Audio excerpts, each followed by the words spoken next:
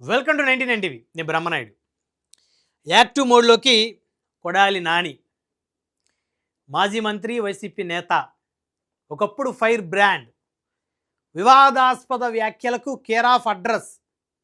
అయితే ఆంధ్రప్రదేశ్లో కూటమి ప్రభుత్వం ఏర్పడిన దగ్గర నుంచి కూడా ఇప్పటి వరకు నోరు మెదపలేదు కొడాలి నాని.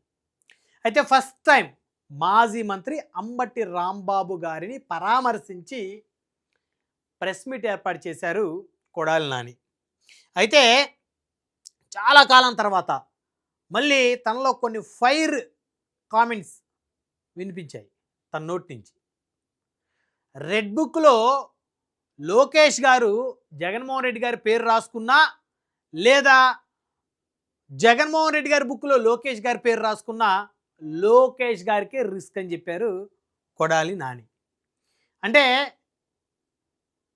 కొడాలి నాని మళ్ళీ యాక్టివ్ మోడ్లోకి వచ్చినట్టేనా? తన పాత పద్ధతిని కాస్త స్టైల్ మార్చి మళ్ళీ తెలుగుదేశం పార్టీ మీద మాటల తూటాలు పేల్చేటువంటి ఒక ఆలోచనకి కొడాలి నాని వచ్చినట్లేనా? 2024లో కూటమి ప్రభుత్వం ఏర్పడేంత వరకు కూడా గత 5 ఏళ్ల పాటు ఇష్టానుసారంగా టీడీపీ శ్రేణుల్ని తిట్టినటువంటి నేత కొడాలి నాని. చంద్రబాబు నాయుడు గారిని, వాళ్ళ నాన్నగారిని, వాళ్ళ తాతగారిని, లోకేష్ గారిని ప్రతిరోజు మీడియా ముందు ఇష్టానుసారంగా మాట్లాడేవారు కొడాలి నాని. 2024 ఎన్నికల్లో వైసీపీ 11 స్థానాలకు పరిమితమైంది. కొడాలి నాని గారు కూడా ఓడిపోయారు. కూటమి ప్రభుత్వం 164 స్థానాలతోటి విజయ పతాకం ఎగరేసింది. అయితే చంద్రబాబు గారు ముఖ్యమంత్రి అయ్యారు, పవన్ కళ్యాణ్ గారు ఉప ముఖ్యమంత్రి అయ్యారు, నారా లోకేష్ గారు మరి ఐటీ విద్యాశాఖల మంత్రి అయ్యారు. చంద్రబాబు నాయుడు గారి తర్వాత ఆయన అనేటువంటి పేరు కూడా తెచ్చుకున్నారు. దాదాపు ఈ 18-19 నెలల పాటు నాని గారు ఎక్కడ ఏం మాట్లాడలేదు, స్తబ్దుగా ఉన్నారు. మధ్యలో ఆయనకి ఆరోగ్యం సహకరించలేదు, ఆయనకి హార్ట్ ఆపరేషన్ కూడా జరిగింది. అందరూ కొడాలి నానిని అరెస్ట్ చేస్తారనుకున్నారు, కానీ ఆయన కోర్టుకెళ్ళి ముందస్తు బెయిల్ కూడా తెచ్చుకున్నటువంటి పరిస్థితి. ఇక వల్లభనేని వంశీని లోపలేశారు దాదాపు 100 రోజులు పైగా. ఆయన చాలా ఇబ్బందులు పడినటువంటి పరిస్థితి. ఒకనొక టైంలో వల్లభనేని వంశీ భవిష్యత్తు ఆరోగ్యం మీద కూడా మరి ఆయన కుటుంబ సభ్యులు బెంగపడినటువంటి పరిస్థితి.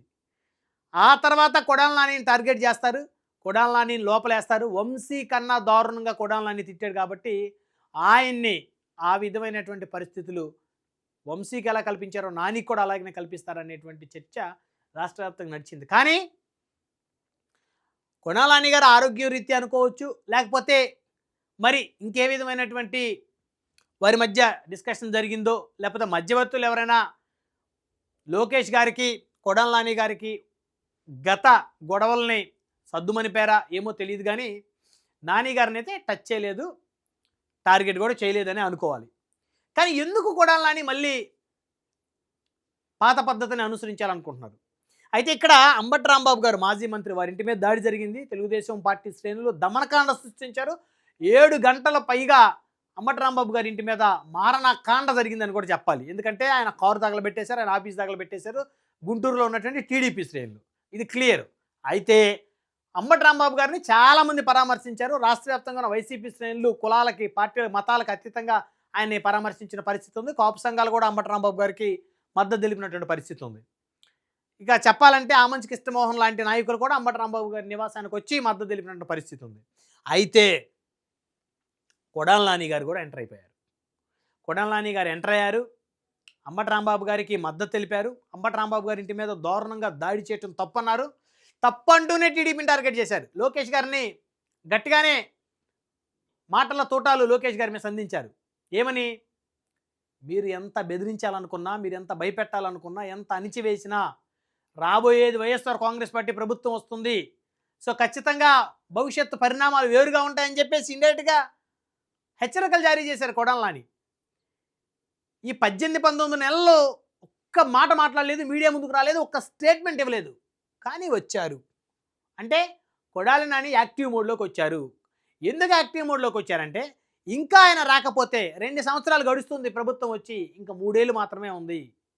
సో ఆయన ఇంకా యాక్టివ్ మోడ్లోకి రాకుండా ఉంటే, ఆల్రెడీ ఇప్పుడు చాలామంది అనుకుంటున్నారు కొడాలి నాని భయపడిపోయాడు, లోకేష్ గారి దెబ్బకి గజగజ వణుకుతున్నాడు. కాబట్టి గత 5 ఏళ్ళు అధికారం ఉంది కాబట్టి ఆయన ఎగిరెగిరి పడ్డాడు. ఇప్పుడు అధికారం లేదు కాబట్టి ఆయన భయపడుతున్నాడు లోకేష్ గారి దెబ్బకి అని చెప్పేసి ఆల్రెడీ చాలామంది మాట్లాడుకుంటా ఉన్నారు. సోషల్ మీడియాలో చర్చ జరుగుతుంది.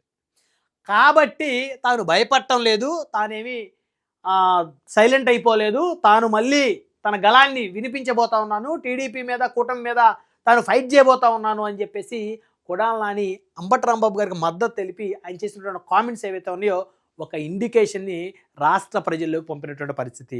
అంటే ఇప్పుడు కొడాలి నాని గారు అరెస్ట్కి భయపట్ల, తన మీద కేసులు పెట్టి లోపలేపిస్తారన్న భయం లేదు. వల్లభనేని వంశీ గారికి మరి జైల్లో ఆయన పడినటువంటి ఇబ్బంది, ఆయన పరిస్థితి చూసి ఇక ఆయనలాగే చేస్తారేమనేటువంటి భయం కూడా కొడాలి నాని గారిలో పోయినట్టయితే చాలా స్పష్టంగా కనపడతా ఉంది. ఆయన యాక్టివ్ మోడ్లోకి వచ్చారు.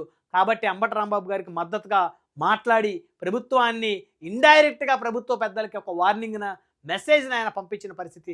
కొడాలి నాని గారిలో కాన్ఫిడెన్స్ లెవెల్స్ పెరిగాయని అయితే ఖచ్చితంగా చెప్పొచ్చు. కాబట్టి ఇక యాక్టివ్ మోడ్లోకి కొడాలి అని చెప్పుకోవాల్సిన పరిస్థితి. మరి కొడాలి నాని గారి మీద ప్రభుత్వం, కూటమి ప్రభుత్వం, ప్రత్యేకించి టీడీపీ సంబంధించినటువంటి పెద్దలు మరి గతంలో ఆయన మాట్లాడినటువంటి అంశాలకు సంబంధించి ఆయన మీద ఏమైనా యాక్షన్ తీసుకుంటారా, లేకపోతే చూసి చూడనట్టు వదిలేస్తారా అనేది తెలియాలంటే కొన్ని రోజులు వెయిట్ చేయాల్సింది.